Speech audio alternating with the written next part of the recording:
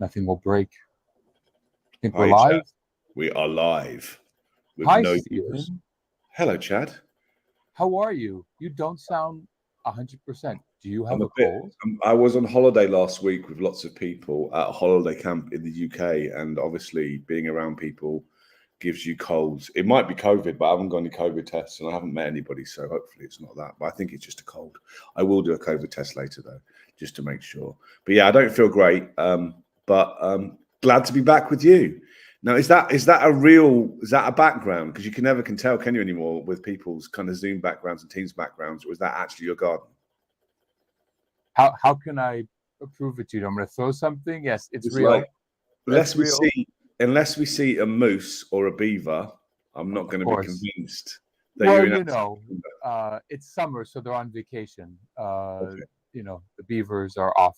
They don't work July. It's funny because, I don't think we're going to be talking about it so much, but we might, depending on where the conversation goes in a bit. But I'm in Canada, as your jokes were meant to indicate, right, with the beaver and I'm not just in Canada. I'm in Quebec, and apparently we're an anomaly for a bunch of reasons. But right now it's during what they call the construction holiday. So this is the end of a 2-week period where pretty much all construction workers are off, which has implications when you think of what we do in our line of work with engineering and such. But a lot of companies are shut down right now. So, but not beavers and moose. I believe they're still working this week. So that's interesting. So that happens every year. That doesn't happen in the UK. The construction, because I live quite near a building society, and the construction is continuing non-stop throughout the summer, which is fantastic. If I can't do this in my garden because it will be clanking. It doesn't actually happen in the rest of Canada. It's really just here. It's just a 2-week mandatory shutdown for pretty much all non-urgent, non-road work construction in this province. So, fun little fact very for you French today. to me. Yeah. That's why. So I guess if you're a moose or a beaver that works in construction, you're on vacation. Yeah. Well, I'm not sat in my garden. I'm sat in my kitchen. I didn't intend to be sat in my kitchen, but I've got my Stirling engine going in the background, and that's not just showing off. I'm writing a blog for work about Stirling engines, which is just this little engine that gets powered off hot water. And I set this thing going like 3 hours ago and expected it to be stopped by now. What I'm trying to do, I'm trying to work out how much extra energy the Stirling engine extracts from hot water. So I filled up this up with boiling water out of the hot water tap 3 hours ago. And normally, I mean, if it was on a regular coffee mug, it would have stopped by now. But because it's a properly insulated, fancy Stanley mug, which all the trendy influencers have, it's still going. And the intention is that I'm going to run this for as long as it takes to slow down to rest. And I'm going to do the same thing again, but I'm not going to start the engine. And I want to work out how much energy the engine took out of the water, which that's the sort of thing that interests me, but it's very nerdy. But I'll write a blog about it, so you'll be able to read all about it. Are you hoping that this will become a key selling point for their cups in the future? That they will come to you and say, if you have a Stirling engine that you're trying to run, Stanley. What I was thinking is if I could get one in Siemens green and logo it up, I could put a Siemens logo on. That's what I thought. That might be more appropriate for the. It's petrol, not green. Let's not. Yeah, well, Siemens petrol green. Yeah, petrol's not a good thing anymore. So, Chad, podcast. Yes, we did. Did we do one? Well, I guess we did one. Yes, we did, and I've just been listening to it now. Not that I'm late, but I was on holiday, so I've just been listening to the episode with Dr. Roman Fuchs, which is why this broadcast is called Danger, Danger, High Voltage, which isn't. It's not a reference to the band Electric Six, so I know we both like, but it's about that podcast. At this point, we're just trying to get sued by somebody, Stan. Yeah. I'm sure they'd appreciate it as well. Somebody, yeah. We're copyright infringement left, right, and center. And so this week's, the latest episode of the podcast is about electrical arcing, isn't it? Which isn't something I've ever really considered in any detail before. Being more of an aero engineer and involved in mechanical engineering things, like electricity is always a bit weird to me. So until I listened to this podcast, I don't think I even had a good idea about what an electrical arc is. So tell us a bit about Roman and the podcast episode. Sure. Well, Roman is one of a handful of people, really. I mean, this is a very specialized area of interest and study. He's in an area where he's looking at, like you said, electric arc dynamics electric arc simulations. And they're not just for power generation. They're not just at the power plant. We're looking at these in your electric vehicle. Something I know that you have one and you're very happy I did to mention. Yeah. I kind of crashed it and it's being fixed at the moment. So I'm back in. Okay. I didn't know that. Don't rub it in. Yeah. Yeah. Sorry. Well, again, I crashed it again. That we didn't prep for that one. Okay. So anyways, electric vehicles. So basically, your fuse box at home, these are all places where arcs occur and they're bad. We don't want them to occur.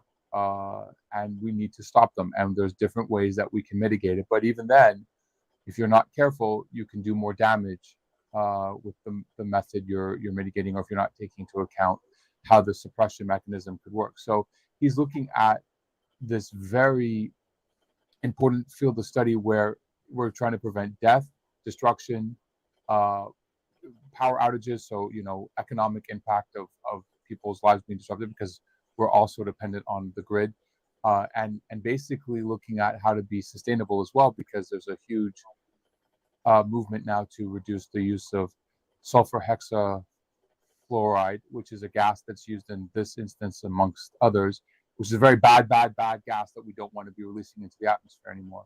So there's a couple of different factors that come into play, but bottom line, he's looking at this field of study for indiscriminate of the usage, but basically to come up with better, faster reacting, less carbon equivalent damaging suppression of arcs. Yeah, so I guess like as engineers, we're used to, there's 4 states of matter, aren't there? And most of us are used to dealing happily with 3 of those. So we have solids, we have liquids, and we have gases. But arcing is to do with the 4th state of matter, which is plasma. Yeah. Which like in my engineering career, I've had next to no interaction with. And so what happens during an arcing event is, with high enough voltage, that the electricity breaks down the gas and turns it into plasma through which it can conduct, and you get an electrical arc. Is that correct? Yeah, that's definitely what's happening. And then also, depending on what is in the mixture there, you could even make it worse. He was talking about how the example I gave, I think, was copper actually helped. It helped reduce the temperature and reduce the arcing if it's mixed in with the plasma. So it's not just the plasma, but what's actually happening with the other elements in the situation in terms of how it impacts temperature and conductivity. So yeah, but plasma, I think, is a very, me too. I mean, plasma was not something we extensively looked at, but I think not just in this application, but I think it's a term we're going to hear more and more of, because a lot more of other conversations we've had with other people in their line of work, plasma is an increasingly important field of study in terms of sustainability. Yeah. So and of course, obviously, the electrical conduction thing is going to be more and more important as the world moves away from fossil fuels to electrifying everything. Electrification becomes more important, and protecting against arcing becomes more and more important. So I think Roman's part of a very small band of people who are competent enough to do these simulations as well. It's a really kind of niche simulation, because it is truly multi-physics and multidisciplinary. We talked about plasma, but you've also got gases, you've got conduction, you've got all sorts of stuff. Yeah. You got the electromagnetic problem, you've got the plasma, you've got the thermal aspects as well. So, and they're all happening at different speeds, which is another factor that has to be considered. The speed at which the heat is moving versus, let's say, the electromagnetics. It's not even remotely on the same time scale. So when you're looking at setting up these problems with any kind of simulation tool, there's lots of different factors that come into play in terms of being capturing the right set of physics and capturing them in a way that you're looking at the interaction properly. So it's a complex problem, and it's a computationally expensive problem to do as well. So it pushes the limit to what our tools can do because of the complex nature of these types of simulations. So if you're interested in plasma and arcing, where can you find the podcast? I put a link in the description of this live. It's the Engineer Innovation Podcast. You can find it on Apple, Spotify, or wherever you get your podcast. The episode is out now. The complex and shockingly vast world of electric arc dynamics. You should have called it Danger, Danger, High Voltage is what you should have called it. I should have, but I didn't. Again, we don't want Electric Six to. I think they'd probably quite like it. I think they'd like it. Possibly.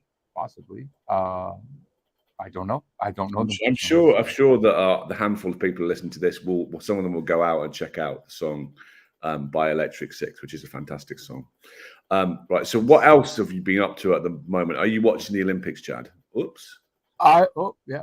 Something went caca. I am trying to watch them a little bit, but not as much as I'd like. It's summer, so, and it's for me it's 6-7 hours off. So by the time I'm done my day, most of the major events are done, and you could just see online what the catch up. Yeah, it's not quite as fun as watching it live. Yeah. For us, it's during the working day, but you can quite often put it on. Some of the sports are so boring, you can put it on the background and not and still work along. I think it's quite interesting as well. And for me, it's in Paris, so it's 1 hour time difference. And because I'm getting old, it also finishes about 9 p.m., which means it's about my bedtime. So I don't have to stay up late to watch it. But it's been really good. Are Canada actually competing? I'm just looking at the medal table and see if I can scroll far enough down. Oh, you're in 10th place with 3 gold medals, 2 silvers and 4 bronzes, which is probably quite decent for a small country. Great Britain are in 4th place at the moment with 8 gold medals. So, yeah, we're doing all right. Congratulations. Let's see what happens as the event continues. But yeah, I mean, Canada, I think the Winter Olympics is where we tend to dominate a little bit more. But that's not proper sport, though, is it? Really, skiing and ice skating. This is like proper. You need to be doing track and field. The struggle I have with the Olympics is that it's getting a bit big, isn't it? I put on TV the other day, and they had like golf on, and like golf probably shouldn't be in the Olympics. I think like the criteria for it being an Olympic sport, that winning a gold medal has to be the highest honor in that sport. So for track and field athletics and gymnastic and swimming, and for some cycling disciplines, it certainly is like the track cycling. But I think in some sports like tennis and golf, where it's just another thing to pick up, I'm not sure those are proper Olympic sports. What about football? Soccer? I think football. Well, so Great Britain don't even compete in the football because of course the Olympics is done on a nation basis, and whereas we compete for soccer or football on a country basis. So we compete as England, Scotland, and Northern Ireland and Wales, whereas we don't want to compete as Great Britain. So we don't even put a team forward. So I just don't think it's like an under-23 tournament. I think for soccer, and it's not the best. Yeah, there's definitely, some would say that there's that aspect as well. You didn't mention basketball, but that's another one you could add to the list, perhaps, because it's a large number of NBA. American football, flag football's coming in for Los Angeles in 4 years' time, which I love American football, but again, is it really an Olympic sport? I think they're stretching it a bit at the moment, and also it goes on for 3 weeks now, doesn't it? It seems like we're a week in. And the track and field has started today, and I've seen too much swimming and too much diving. I'm kind of past those things. So it's a bit of I love it being on, and it's a good thing, but I think having too many sports kind of dilutes the worth of it a bit. So you'd want like a one-day Olympics? No, I think 2 weeks. 2 weeks is probably enough. I'll watch the whole 3 weeks. When it came to in 2012, when it came to the UK or to Great Britain, it was a wonderful 3 weeks. So I'm not complaining, and it's a good time to have it during the summer, obviously, when people are doing a bit less. So I'm enjoying it. Yeah, well, it's once every 4 years. It's really a big occasion. I know a lot of people get really excited about it, and it definitely, like you said, for some fields of competition, it is the one time they get any kind of real attention. Other sports, maybe there's other events, other competitions in that 4 year gap. But I don't know how much you watch track and field, like you said, in the gap between the two. I do. I less these days, but I used to be really interested, and I used to travel around watching it. So I'm kind of a bit interested in it. It's It's one of my sports. I watch cycling quite a lot, so I'm interested in those things. Also used to be interested in the amount of engineering that goes into Olympic sports as well. So I have for many, many years trumped out the same blog every 4 years, which I update slightly about all the ways in which especially CFD has affected Olympic sports. I haven't done that this year so far. Maybe I should get it out. One of the reasons I haven't done it is last year I tried to do it for the Tokyo Olympics, but in a work environment, trying to do a blog about the Olympics when you're not allowed to mention the word Olympics or Summer Games or use anything because of copyright infringements just makes it more and more difficult. And I think I had jumped through a few hoops 3 years ago for Tokyo to try and make that work, and I haven't done the same thing again. Maybe I should dig it out and try and go through the approval loops, but you can't really talk about Olympics because it's a trademark, which I think ruins it a bit. It's a bit weird. Maybe that's just Siemens being a bit overprotective, but nobody wants to get sued. But apart from us with Electric Six. We're trying really hard this episode. We're really... And of course, well, it's different than the Dude Where's My franchise as well, because we used that for like the first 4 or 5 lives. So, we could go for someone who's a little bit more susceptible. You could start showing all the texts you were getting from baby reindeer. Yeah. See if we can get that. No, but you're talking about sports and engineering, and I mean, you've written some blogs about like even cycling and how and racing, how just positioning can make a huge difference in terms of overtaking the leader or the drag. And when you're at that level of competition, those minor differences do make the difference between first and second or third, or even not even podium finish, because we're talking about the best of the best, and these fractions of a second are sometimes what distinguishes between who comes in first and who doesn't. Yeah, that's to do with the 1980s for the final. The Tour de France came down to a final time trial. It doesn't usually finish in the time trial. It did this year, and it did in I'm going to say 1987. I can't remember exactly. But Greg LeMond, the American, was behind Laurent Fignon, the French guy. Greg LeMond wore the first time we'd ever seen a time trial helmet, and Laurent Fignon cycled with a bare head. And by some calculations, the drag on Laurent Fignon's ponytail was enough to cost him the Tour de France, which I lost by a handful of seconds. I think less than 10 seconds.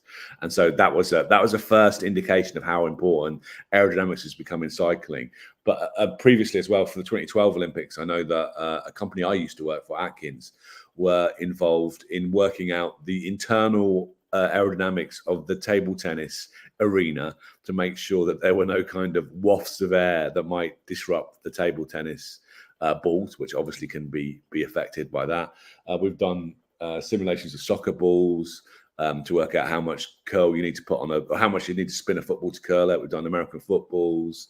One of the big things that comes up in the swimming is that they talk about it being a slow pool, and the pool in Paris it's not a permanent pool. It's basically a rugby stadium where they built a temporary pool, and everybody's saying it's a slow pool, but I wonder what makes it a slow pool. Some of that is to do with it being deep enough that you don't get many ripples on the surface, so there's like less wave drag to overcome. But I think some studies say like if you make the pool too deep, then it gets slower because athletes can't see the bottom of the pool, and you just naturally slow down as well. So there's obviously an ideal depth. I'm surprised the International Olympic Committee haven't worked out what that depth is, but it's interesting to me that some pools are faster than others. And some track and field tracks as well. So there's definitely loads of engineering. And like you'll see, I think the athletics starting, because the shoe technology has increased across the last 4 years. And we wrote some blogs about how the marathon world record was beaten basically by, the unofficial record was beaten using some aerodynamics trickery. But shoe technology has massively affected track and field. And so I'm sure we'll see lots of records go. So it's a pretty engineering pursuit. And I think even the first episode of the Engineer Innovation podcast was about surfer and using CFD. Yeah. The surfing's in Tahiti, I think, isn't it? Which seems like a long way away from France, but no, it's not. But it was something you covered in your first interview, I think. No, it's CFD engineer that became and we've written some articles about that as well. So we should probably have a wrap up and talk about it on the podcast sometime. It's interesting. Or get some of those people on the podcast. Talking of the podcast, We're taking a break, aren't we, for the next few weeks? Yep. Let everyone watch the Olympics. We prepare for our pending legal cases, perhaps, but definitely take a break. Let everyone catch up on the Olympics. Where I'm after today, I'm on vacation. You just got back from vacation. Sounds like you need to take a couple of days to rest, though, with your man cold. But if we're allowed to still say that these in 2024. But yeah, we're taking a break. We'll be probably back in a few weeks. Got some special episodes, very special episodes of the Engineer Innovation podcast lined up. But yeah, we're going to take a little bit of a summer break. So in the meantime, you can catch up on the back catalogue if you haven't already. There's lots of great episodes that we've recorded. We've been releasing 2 episodes a month for more than a year now. And I think we're going to come back in September and we're going to stack a few episodes up, aren't we? So in the meantime, while you're on holiday, I'm working on some very special, different episodes, some more documentary style episodes as well for when we come back in September probably. Yeah. Definitely go back if you haven't listened to Space Mom. Space Mom is a great episode. One of my favorites that you did this past season. Definitely an interesting listen. It's officially called. Going to be a hot topic as we go forward in space exploration. Yeah, do that. And when you do, please subscribe, like it, leave comments, and leave 5-star reviews because that will really help us as we try to get renewed for next season coming up after September. Any last thoughts? I'm going to have to sit around and watch this bloody Stirling engine for another few hours. Like it's been going on for 3.5 hours now. It's not really slowing down very much. I use a strobe. I've got a strobe on my phone, and you can shine a strobe on it and work out how fast it's rotating. And it's gone down from about 600 RPM to 300 RPM, but it's still going. So it could be a long day of watching the engine, but I'll try and do that properly and do it for a blog because the other thing about this is what I want to do with it. At the moment, it's an engine, so the heat from the boiling water is rotating the engine. But if you do the other thing and run it backwards by attaching a motor to it, in principle, at least, it should act in a cooling way. So what I want to do is do the reverse thing. I haven't got the motor at the moment, but I'm going to get a motor and I'm going to spin it backwards with a kind of room temperature cup of water and see how cold it gets as well, and try and write a blog about that. And eventually, so what I do the reason why I'm interested in this is every year I go on holiday, get distracted and do some engineering calculations when I get bored.